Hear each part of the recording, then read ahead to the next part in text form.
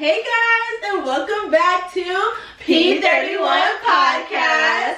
So today we are talking about modesty, and we are so excited. But first, we're going to introduce ourselves because this is our 4th episode, and we are sure some of you guys are just finding us now. We want to let you all know who we are. So we're going to start with Sarah.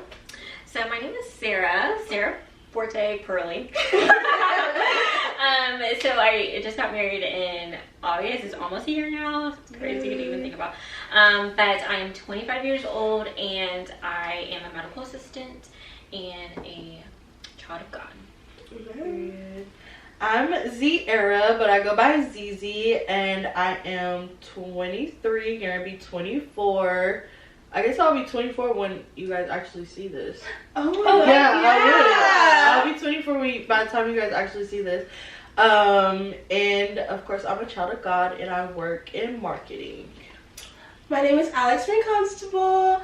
I am 22. I am a recent college graduate. Right now, I am looking for my career, preferably in social media marketing and in the fashion, beauty, lifestyle space. Right now, I am a content creator. Y'all, all of our social medias will be linked down below if y'all want to go check out our personal as well as all the P31 accounts. And yes, a child of God. Amen. Hallelujah. Single.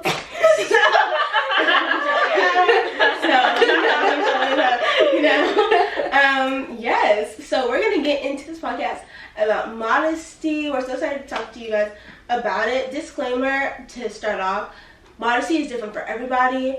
God gives different convictions to everybody as well, and in the timing that your relationship grows with him. So everybody's modesty process is different. I'm just starting my modesty journey now as I'm leaving college. I just decided that I'm about to sell half my closet because so go look at that on my social media if you like my outfits. I would sell half my closet because I feel like those don't align with the person I want to be anymore. Okay. So but let's start there. Is modesty a conviction?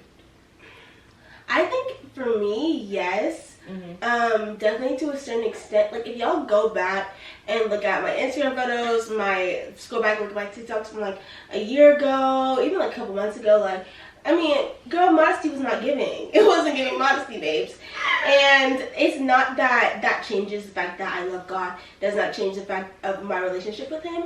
But it just, the way that you dress, regardless of how you want to look at it, it does depict something to the world around you. Mm-hmm. And what you wear, how you present yourself to the world is very important in everything that you do, no matter what it is. So in the way that I want to be perceived as a woman of God, as a child of God, dressing with certain things showing too much skin, things of that sort, it's not where I want to be anymore. I feel like also a huge misconception is that modesty isn't fashionable or it's not cute. Yes. And it's just if you're modest, you need to be wearing an Amish dress, and Amish, or an Amish outfit, or floor-length skirt, long sleeve, whatever it is. That's not necessarily everybody's mindset. Right. For me, I like wearing more I'm not wearing a high neck top right now, but I like wearing higher neck tops right now. I'm leaning more towards pants or longer skirts. I'm loving my long skirts right now. Mm-hmm. Definitely getting into that vibe. Yeah. But it's all a different spectrum. Babes, I'm gonna show my stomach a little now and then because sometimes I'm pulling it up and it doesn't give to me. So like I said, God's still working on me. Yeah. To me, that's where I'm at, and so it's very good. But God is definitely working on me in that aspect because I feel like now, even when I put on certain outfits, I'm okay, this is cute, but I'm not gonna wear it because that, or I'm I need to throw on a jacket over this, or let me change these shorts to pants, or changing it to make sure that I'm 22, I'm not 18. I'm 22, I'm a woman of God, I'm baptized, is what I'm showing on the outside who I am on the inside? And I feel like that's what you really have to ask yourself. Right. Mm-hmm. I feel like modesty is a conviction, some parts of it. because everybody's conviction and how everybody sees modesty is different. I feel like there is a generalized modesty that everyone should have, but it's definitely a conviction thing, and it's a slow process. Yeah. Sometimes God is telling you to sell your whole closet and start from scratch, and sometimes it's like, oh, I don't like wearing short skirts anymore.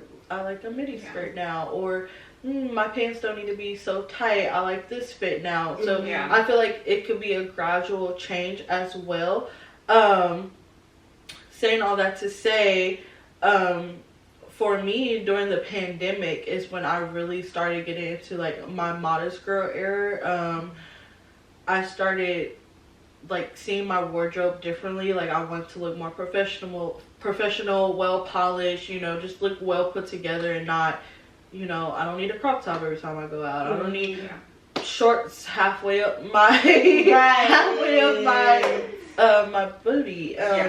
So it was a slow change, and like every now and then, you know, I do want some little shorts on, and I do want a little crop top on the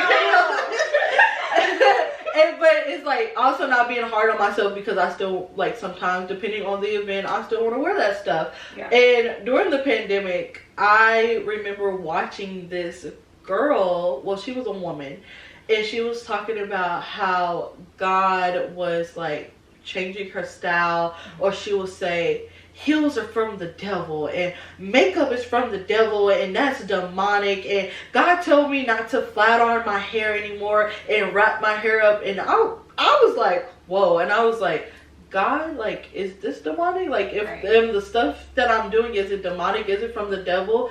And God dropped in my spirit, well, she had said something, she had said something about her makeup, and she said, yes, because I used to do the cat eye, and I used to do it so I could get a man because my eyes were really sexy. And I said, your heart posture, your heart posture wasn't right. The reasons behind and the intentions behind why you were flat ironing your hair, why you were wearing heels to make your legs look sexy, why you were wearing makeup is very different from my heart posture and why I do it. I do it because I look fly, I look good on my mama, on my hood. So I'm like, I don't do those things to get men's attention. I don't do it to be in the spotlight. I do it because I want to look good and feel good and you be presentable when I go out. So that's, I feel like modesty is a conviction, and sometimes people put their convictions on other people, and I'm like, did God tell you to tell everybody that this was demonic, or did he tell you this was a problem for you? And you decided to tell everybody that it was demonic, and it was, no, you made it demonic because you were doing it for the wrong intentions, and the spirit of Jezebel was on you. It doesn't mean it's on me because I decided to flat iron my hair. So modesty is definitely a conviction, and you have to make sure it's a personal conviction, or is it a conviction that God wants you to spread and bring knowledge to and awareness to. So yeah, that's good. I think it is. I agree. It is a conviction, like a personal conviction, because, like Alex said, like I still do. I like to show a little skin, you know, here and there, and I do. And I think at first I didn't really know what modesty was growing up. They were just like, make sure your knees are covered, like have a sweater on, don't have the, you know, a cropped top or anything, like stuff like that. So I feel like I just changed my style to my personal, I don't know, what am I trying to say? Personal style. But that's tasteful, but it's still fashionable and still fits you. It still like fits me. Also, I wanted to say, like, when me and Jeremy went on our honeymoon, my mom was like, I was like, you know, I had my bikinis, I had my swimsuits and stuff like that because we were on the beach, you know, you have to have those. And she was like, Sarah, you don't need to be showing your body like this because you have a husband and it should be for him. And I was like, yeah, I see what you're trying to say, but my husband is okay with me showing this and that, and I feel like it's okay. Like, I'm still Christian girly. I still have a relationship with him, but I'm not doing too much. You know, it's tasteful. So yeah. And I always think about, like, my mom always say, leave something for the imagination. Or, leave something for the imagination, but it's also having a balance. Like, yes, we all like to have skin, but I'm not supposed to go with a low-cut top and then have a short dress on, too. Like, that's too much skin. Balance. Like, if I have a backless, it's going to be, like, a long dress. Like, having that balance where it's, like, you're not doing overly too much, but you're, like, you're still giving something. You still have enough hidden to, like, like, have that imagination factor to, like, leave something to the imagination. Like, yeah, you don't have to be all out here. I'm for definitely not condemning this girl, but I'm just like, it just came to my mind. I saw a girl on TikTok, and she was so pretty. She was like, I think she was 16 or 18, something like that. She was very pretty, but she was tall, she was slender, and like she had like some super short like booty shorts on, and then she had a crop top that was like barely, like it was like right below, you know. And I was like, girl, you look hot, you look good. But I'm like, that, like, I could never. But it's not even like I can never, like, oh, that's bad. It's not even that. It's just like me as a woman of God who, I'm not saying that she's not, but like just from my perspective, as a woman of God, like I could never walk out of the house and feel comfortable wearing that. And that, like, before I was like that, like, just to say, when you get baptized, it's not a physical change immediately. It is a spiritual change. Like, your heart posture and the way that you look at it changes completely. And like the things that used to be okay, you can feel the conflict in your spirit. You can feel the contempt. You can feel all of that. And so like now, like when I go out and stuff, I'm like, me this, pull this down. I mean, like, I'm fixing everything. Like when I like, and even stuff now, like I would not gravitate to certain tops or outfits and things like that, just because it's too much. It's too much. You need to, like, the balance is so important. Like I said, I'll put on a pants, I'll put on a long skirt to balance it out. Like, I have so many shorter skirts, and I literally don't wear them. I at all. You will not catch me in them, because also to touch on being like a woman who is like curvier, I've had like a womanly body since I was like 12. Right. So like even from then, like you were saying, like, oh, put that sweater on, like, make sure you have a longer, like, skirt on so that nothing's rising up and all that stuff. And I never got it. Me and my mom used to be having screaming matches Sunday morning. I'm telling you. Sunday morning, it was all hell broke loose in my house, because I came downstairs and what I thought was very modest outfit. I thought I was looking good and I was looking holy. And Mom was not having it, because the dress was too short. The spaghetti straps were showing. This and this and that. And I'm like, this looks ugly. This doesn't look da-da-da-da-da. Like, okay, Alex, but does it look holy? And the answer is no. The answer is no. Like, I get it. Like, I get you, girl. You did not want to put on a little cami top underneath, or you didn't want to put on the little black strug over top. Like, that doesn't even go with the outfit. Right. And now I'm exactly that person. I'm exactly that person. Like, I used to have, me and my mom, Sunday mornings was a struggle. It was a struggle. If you were in that car on the way there, we were all steaming. So now I look back on some of those outfits and I'll be like, I would have totally rocked that now. Like, she had made me, my mom sews, so if you know me, that's why I'm heavy in the fashion industry, because she sewed and taught me how to sew. But it was this beautiful dress, y'all. And it's embedded in my brain, because the way I did not want to wear that dress that Sunday morning, it had a high collar. It gave couture, that's why. It had a high collar, and it was a straight dress, but the fabric, y'all, oh my gosh, it was cream and gold, and it had like gold stripes going down. It was beautiful. And I said, if I had known then what I know now, I would have wore the heck out of that dress, because I think I only wore it once and then like never wore it again. And I'm begging her, I'm like, can you please make me another dress? Like, yes. And it's just the stuff like that. It all changes when you really start to grow your relationship with God, because it's not like I'm gonna continue to say this, it's not an immediate thing. It's not a thing that just happens and like one day you wake up and you're like, oh, I need to like throw out my closet, or one day you wake up and you're like, oh, I can't wear any more like low cut tops, I can't wear any more shorts. Like, it's never that. Like, I mean, I'm sure that's some people's experiences, but like for me it wasn't that, and it's not that for most people. Like, I'm gonna continue to also say, like, I just started my journey, and so God is working on it. He's working on it, and he's going to continue to work on it. Because I'm sorry, I'm probably going to still be wearing those. Like, when I get pregnant, I'm going to be wearing that. I'm going to be wearing that belly out. I can't so cute. Now, some people be like, because like when Rihanna first did it, my mom was like, why would she do that? But now I'd be talking to her, showing her cute little video. She's like, oh, that's cute. Yeah. It's just like, even now, like, you got to work on it. Like, it's growing, it's changing how you see it. Yeah. Yes. I feel like your style is always changing. Who's your favorite Christian influencers right now in the fashion industry? Guys, I know who you're gonna say. Do you? I don't know. A Sierra. Oh my gosh, her, and I was about to say Sarah Jake Roberts. Oh!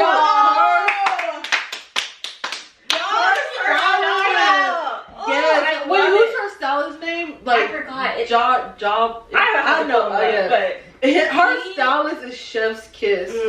He always gets her right. Like, and she gives all different vibes. Like, all different vibes, different air. Like, it's just like the earrings. Chef's Kiss. Yes, I love her. Dang, Sarah, that tops it. I don't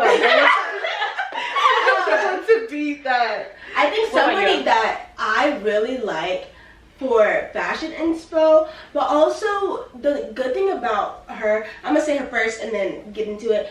Talitha Jane. Oh yes, I was thinking about her.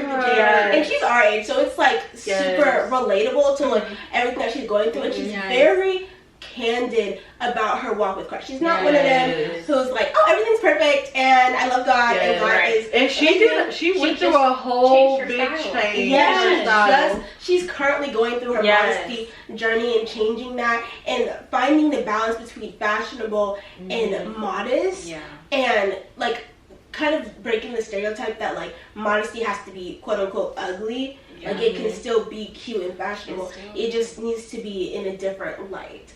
And I love her because with this whole journey that she's going on, like, she's being very candid about everything that she's going through. So if that's someone that you guys like, and also she's also more relatable to the fact that like she's still young, she's still turned, like she's young and turned, but she's also a woman of God, and she doesn't do everything. Like that's one of the main things, and something that I feel like really brought me more close to my modesty journey was understanding that we are set apart.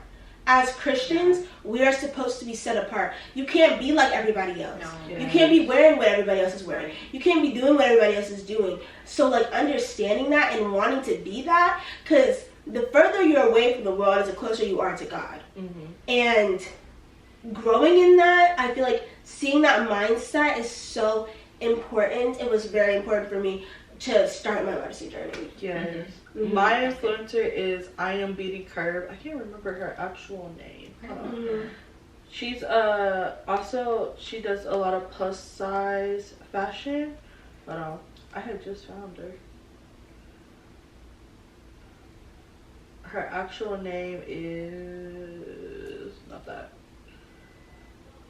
Rochelle Johnson.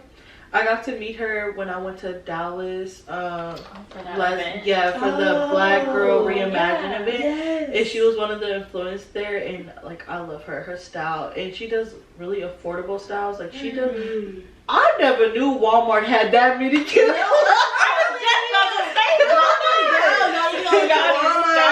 You gotta find the right one. She be shopping on Walmart, but it's not even like what you could find in store. She be shopping like on the app and stuff and ordering it. And I'll be like, girl, like I would have never like found this if it wasn't in LTK. I love the app.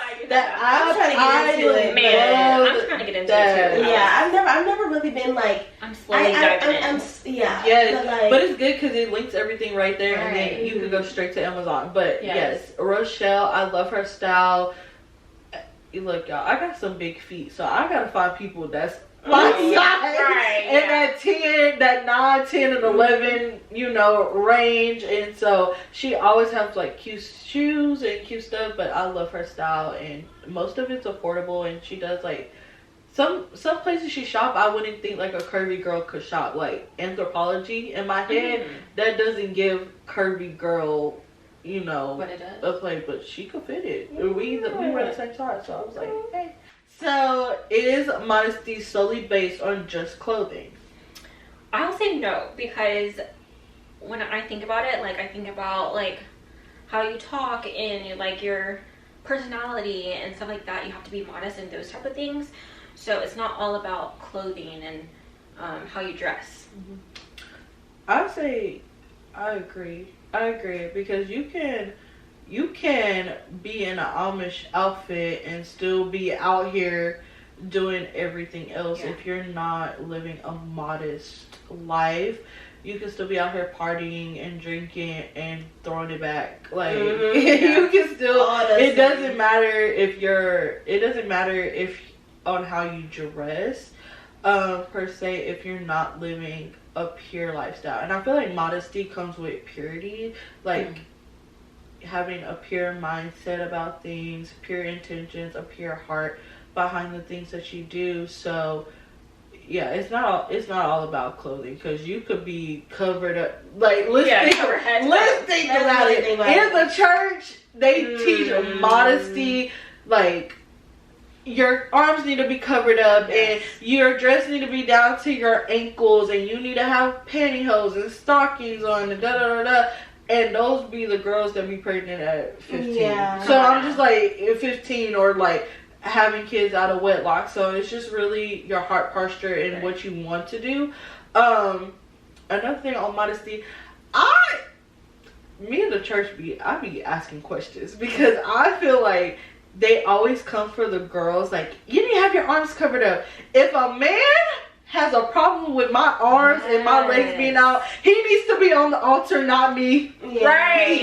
He needs to learn self-control and discipline, or not to lust after me. Right. That's very true. But yeah, I do understand. Like, that is a good point. But also, it can be a distraction. Yes.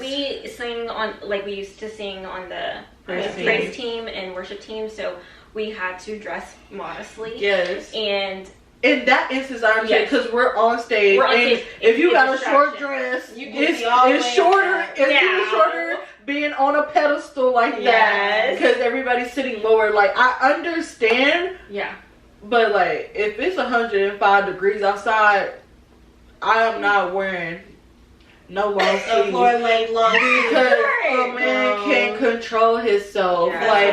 Like, he needs to ask God to walk with him, because my intent was not to turn him on by my arms. It's because I'm hot and I cannot. Right. And I think that's very important for young girls as well, to make sure, like, yes, they don't need to be wearing everything out, but at the same time, like, you need to not allow those people around your child that would take them wearing some shorts and a t-shirt as them being promiscuous or anything. They're literally a child. They're wearing shorts and a t-shirt. There's nothing wrong with that. And I think that is also something that a lot of people like to ignore. And it's not okay. You should not be sexualizing a child. And I understand, as you're a grown adult and you're growing, of course, at a certain point, you have to understand that is how men are seeing you now. But when you're a little girl, like, no. That's not saying that you shouldn't be wearing you should let your child wear whatever, but I'm saying you need to make sure that your child understands that they're still a child, and everybody around them understands that as well. Yes. That brings us to our final point. Does modesty, like dressing modest, how did I word it? Oh, I still wanted to say one more thing about Go ahead. Yeah, with that, also with modesty not being just clothing, I think that you have to also think about the fact that a lot of people address modesty as just when you go to church. It's not just when you go to church. It's throughout your life. Yeah. And that includes the way that you talk as well. Yeah. And not even just cursing, but talking about other people and the things that they have, you have. Like, talking about them in like a, oh, she shouldn't be doing that, oh, she did, no. That's not a modest spirit. That's not a modest mindset at all. Your clothes are just a piece of it. That's just the outside. Like we always say, heart posture is so important, because even if you're wearing like your modest outfit, if you're wearing it to attract the cute guy in church instead of wearing what you normally would wear, that's not that, baby. Trying to pretend you're modest and you're not being pure and modest and everything else you do. That's God knows exactly what, that's the thing. Like, I feel like people think that they get away with stuff.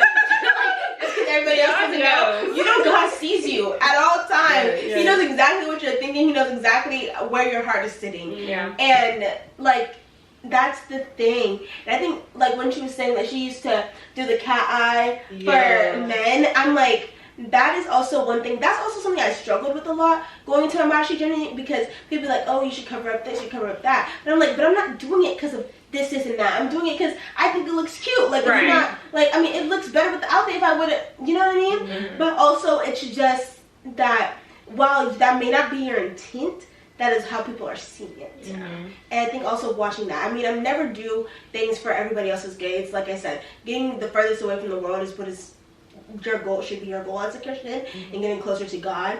And like, conviction is very important in your walk with Christ. But remembering that while you may not intend it that way, it may come off that way. I think is also very important. So modesty is on all levels, because if you see me cursing to like singing a Megan song, doing a bleep bleep bleep bleep bleep, but I'm wearing like a long sleeve dress, that don't mean nothing. You still saying bleep bleep bleep bleep bleep. Like, what are you talking about? Like, what are you talking about? Like, that's not modesty. So just understanding a balance and understanding that it's not just in the way you dress, but it's also the way you talk, how you carry yourself, how you conduct yourself in certain situations, like even in anger and even in being upset in a situation, how you control that is a modest. I only keep in my head because I was really getting ready to hit that point. Like, being modest in your reactions to things is so important. And like, no, Z was saying when she got here, she was like, "Oh, I was about to." I was so mad, but you know what? She didn't say nothing. She kept this. Oh yeah, like, thank you. Have a good day. I said, "Oh, I wanted to curse so bad." But you did it. No, I did not. And it's just like that kind of, like, God is working on all of us. That's like, I mean, don't get me wrong. There's always gonna be times where you're just like, oh, I just want to, I have this one liner in my head right now that will really shake this up, but I'm not gonna say it, because you know what, that person, and also just knowing what everybody, you don't know what everybody goes through, so what's saying what you may want to say right now could affect them in a long-term effect. But also just like knowing who you are and knowing that that moment is not you, and that a reaction is not you. So accepting that and knowing that as well. But yes, our next point is well, we already know modesty is important, but how does it affect how people or men treat you? Y'all, okay, because this is my standpoint. This is my standpoint on the situation. So the thing is that a godly man, a man of God, a true man of God, is looking for a woman of God. And I was just watching a TikTok the other day, and it was talking about how everybody wants to be a Proverbs 31 woman, but nobody's talking about being a Proverbs 1 through 30 man. And if you're trying to be having an equally yoked relationship, it both needs to be there. Now again, like, this perfect Proverbs 31 woman, this perfect Proverbs 31 through 30 man is not necessarily extremely attainable in today's society. I mean, that's the goal, but you know, that's not the perfection that you're looking for. But like, going towards that goal should always be the vision, if you know what I mean. And for that to be said, the right man is going to look for a woman who possesses those certain qualities. And if you're trying to attract a man of God, you need to be a woman of God. Yeah. And not a fake woman of God. Not a dress so he thinks you're cute woman of God. I mean a real one. Heart posture on 10. Like, pray. Like, you know what I mean? Mm-hmm. So I feel like it does matter. Because I've been told so many times by so many different men, like, you are wifey material. That is what I've heard since I was like, what? Since I started like 15, 16.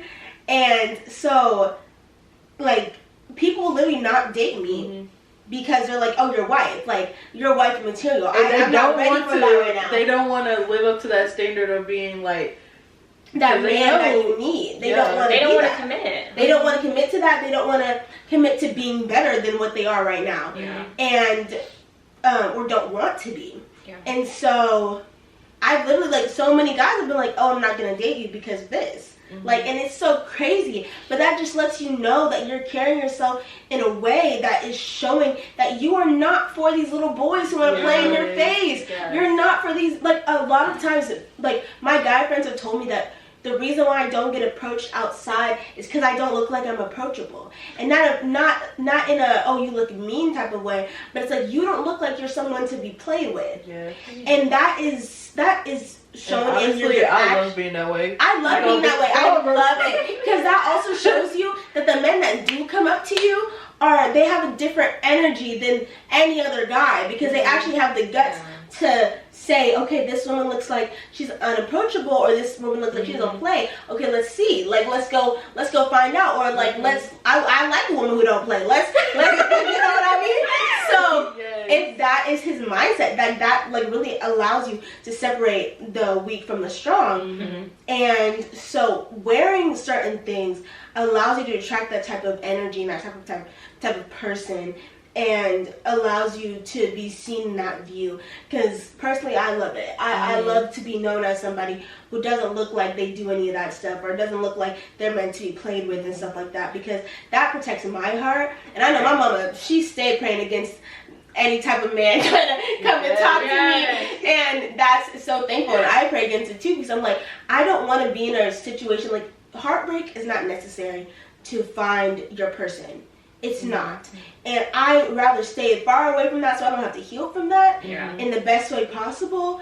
If that's part of God's plan, then that's part of God's plan. But, like, if I don't have to go through it, I don't want to. And I feel like that's so important. There was this pastor, what's his name? Pastor what's his name? Anyway. On social media? Yes. It's like floral, I can't remember. It's like Fowlers or something. Pastor Fowlers. Okay. But he was talking in one of his sermons, and he was like, she's not a girlfriend or whatever. She was a wife when you found her, but she became your wife or something. I'll put the clip in the description because I can't remember. I'll find it. But I was like, that's so true. Like, we're not just called to be girlfriends and friends. Well, we are called to be friends. Friends. But we're not called to be girlfriends. The term girlfriend is not in the Bible. It's not. Every time you hear someone like courting or getting married, it goes from like friends, or like they meet and then it's straight to like marriage. Husband and wife marriage. So it's like carrying yourself in a way that presents you as a wife before you become a wife. Like, I already know, I'm like Alex, I've heard it so many times that, no, you're wifey, you'll make a great wife. Like, your husband gonna be blessed. I'll be like, okay, thank you, Jesus. Where he at? But anyway. But yes, carrying yourself in a way that is presentable to a man of God, and not perpetrating. Like, don't perpetrate. If you got things that you are dealing with, you might as well just be upfront, because it might be something that God already put on their heart that they're okay with dealing with until you get past that. Oh, I was gonna say that, don't get me wrong, me and Z, like, when you hear that and you're like 15, 16, 17, like, when you're waiting for a relationship, like, that's what you're praying for, and then you hear, oh yeah, but you're wife and chick. I'm trying to be a wife. If I need to be a girlfriend before my wife.